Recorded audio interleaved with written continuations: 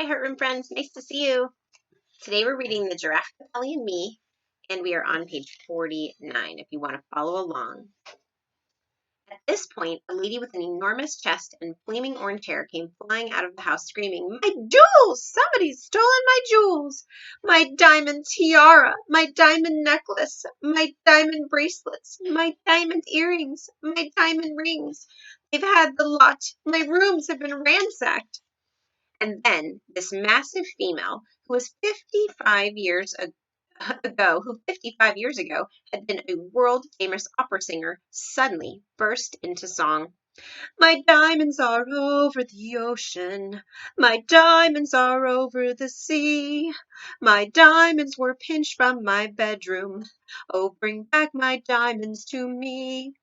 We were so bowled over by the power of the lady's lungs that all of us, excepting the pelican, who had to keep his beak closed, joined in the chorus. Bring back, oh, bring back my diamonds to me, to me. Bring back, oh, bring back my diamonds to me.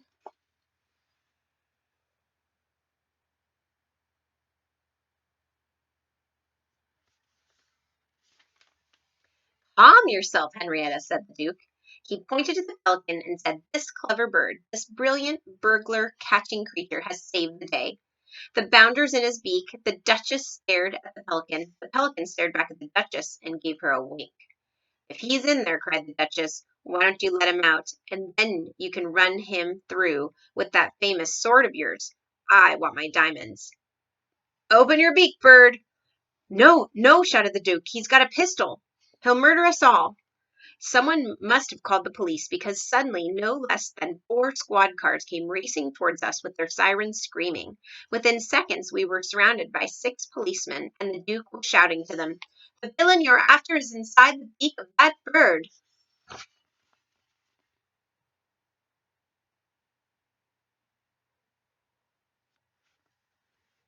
"Stand by to collar him."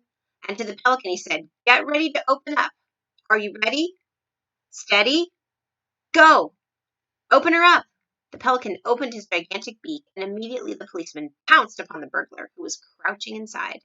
They snatched his pistol away from him and dragged him out and put handcuffs on his wrists. "Great Scott!" shouted the police chief. "It's the cobra himself." "The who? The what?" everyone asked. "Who's the cobra?" "The cobra is the cleverest and most dangerous cat burglar in the world," said the police chief. "He must have climbed up the drain pipe. The cobra can climb up anything." "My diamonds!" screamed the Duchess. "I want my diamonds! Where are my diamonds?" "Here they are!" cried the police chief, fishing great handfuls of jewelry from the burglar's pockets.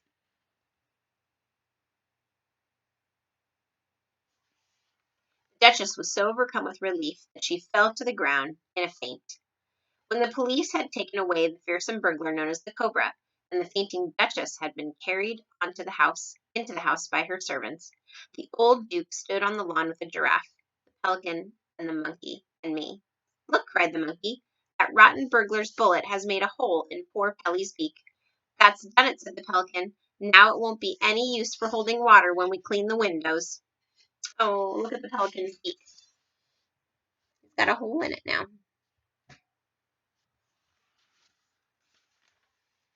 "Don't you worry about that, my dear Pelly," said the Duke, patting him on the beak. "My chauffeur will soon put a patch over it the same way he mends the tires on the Rolls Royce.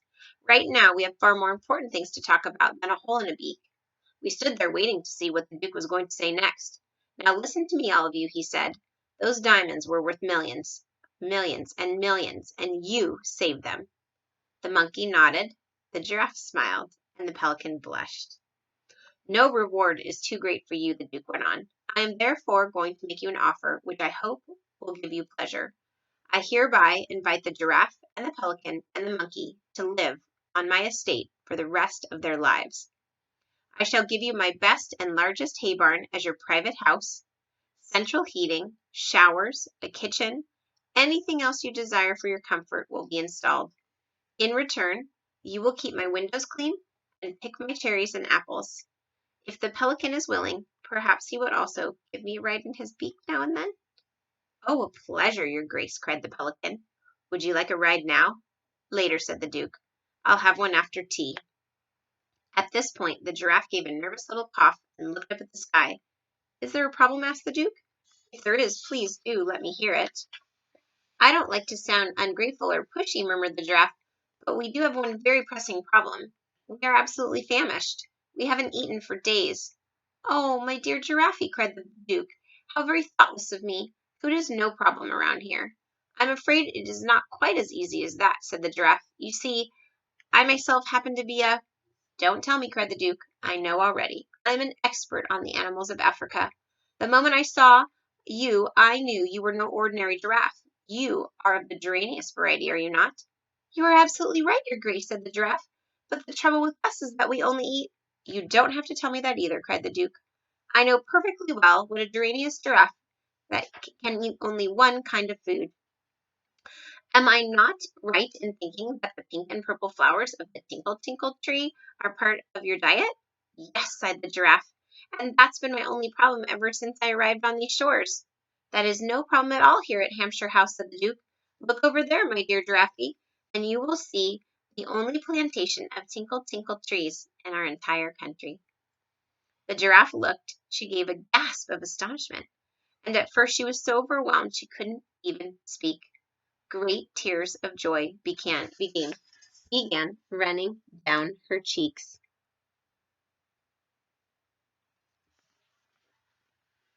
Help yourself, said the Duke. Eat all you want. Oh, my tainted souls, gasped the giraffe. Oh, my naked neck. I cannot believe what I am seeing. So we'll pause there, Heartroom friends, and we'll read some more tomorrow. Have a good evening.